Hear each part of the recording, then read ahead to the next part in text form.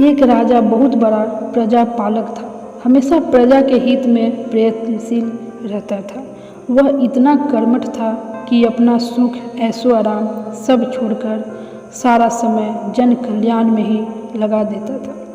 यहाँ तक कि जो मोक्ष का साधन है अर्थात भगवत भजन, उसके लिए भी वह समय नहीं निकाल पाता था। एक सुबह राजा वन की तरफ भ्रमण करने के लिए जा रहा था कि उसे एक देव के दर्शन हुए। राजा ने देव को प्रणाम करते हुए उनका अभिनंदन किया और देव के हाथों में एक लंबी चौड़ी पुस्तक देखकर उनसे पूछा, महाराज आपके हाथ में यह क्या है? देव बोले, राजन यह हमारा बही खाता है जिसमें सभी भजन करने वालों के नाम है। राजा ने निराश युक्त भाव से कहा, कृपया देखिए तो इस किताब में कहीं मेरा नाम भी है या नहीं। देव महाराज किताब का एक एक पृष्ठ उलटने लगे, परंतु राजा का नाम कहीं भी नजर नहीं आया। राजा ने देव को चिंतित देखकर कहा, महाराज आप चिंतित ना हो, आपके ढूंढने में कोई भी कमी नहीं है। वास्तव में यह मेरा दुर्भाग्य है कि मैं भजन कीर्तन के लिए समय नहीं निकाल पाता और इसलिए मेरा नाम यहाँ नहीं आया। उस दिन राजा के मन में आत्मग्लानि सी उत्पन्न हुई, लेकिन उसके बावजूद उन्होंने इसे नज़रअंदाज कर दिया और पुनः परोपकार की भावना लिए दूसरों की सेवा करने में लग गए। कुछ दिन बाद राजा फिर सुबह वन की तरफ टहलने के लिए निकले तो उन्हें वही देव महाराज के दर्शन हुए। इस बार भी उनके हाथ में एक पुस्तक थी। इस पुस्तक के रंग और आकार में बहुत भेद था और यह पहली वाली से काफ़ी छोटी भी थी। राजा ने फिर उन्हें प्रणाम करते हुए कहा, महाराज आज कौन सा बही खाता अपने हाथों में लिए हुए हैं? देव ने कहा, राजन आज के बही खाते में उन लोगों का नाम लिखा है जो ईश्वर को सबसे अधिक प्रिय है। राजा ने कहा, कितने भाग्यशाली होंगे वे लोग, निश्चित ही वे दिन रात भगवत भजन में लीन रहते होंगे। क्या इस पुस्तक में कोई मेरे राज्य का भी नागरिक है?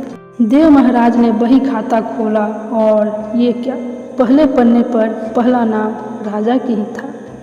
राजा ने आश्चर्यचकित होकर पूछा, महाराज मेरा नाम इसमें कैसे लिखा हुआ है? मैं तो मंदिर भी कभी कभार ही जाता हूँ। देव ने कहा, राजन इसमें आश्चर्य की क्या बात है? जो लोग निष्काम होकर संसार की सेवा करते हैं, जो लोग संसार के उपकार में अपना जीवन अर्पण करते हैं, जो लोग मुक्ति का लोभ भी त्याग कर प्रभु के निर्बल संतानों की सेवा सहायता में अपना योगदान देते हैं, उन त्यागी महापुरुषों का भजन स्वयं ईश्वर करते हैं। ऐ राजन तू मत पछता कि तू पूजा पाठ नहीं करता, लोगों की सेवा कर, तू असल में भगवान की ही पूजा करता है। परोपकार और निस्वार्थ लोक सेवा किसी भी उपासना से बढ़कर है।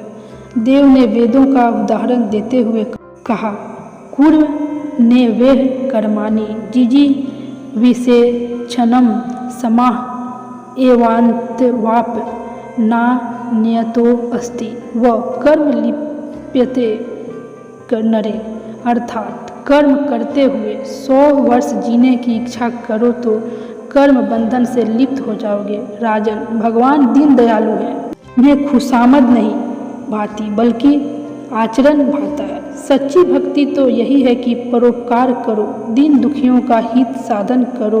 अनाथ विधवा किसान व निर्धन आज अत्याचारियों से सताए जाते हैं, इनकी यथाशक्ति सहायता और सेवा करो, यही परम भक्ति है।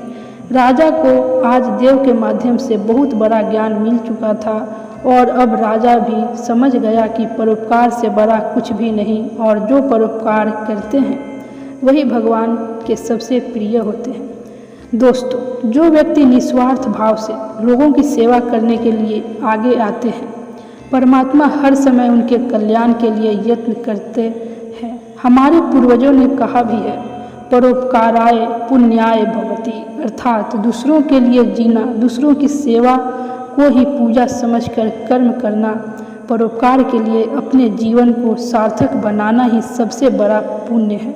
और जब आप भी ऐसा करेंगे तो स्वतः ही आप वह ईश्वर के प्रिय भक्तों में शामिल हो जाएंगे। दोस्तों, मैं आशा करती हूँ कि आपको आज की ये वीडियो अच्छी लगी होगी। दोस्तों, ऐसे ही वीडियो देखने के लिए हमारे इस चैनल को लाइक, शेयर और सब्सक्राइब जरूर कर लीजिएगा। तब तक मैं आपसे विदा लेती हूँ। जय श्री कृष्णा, राधे राधे दोस्तों।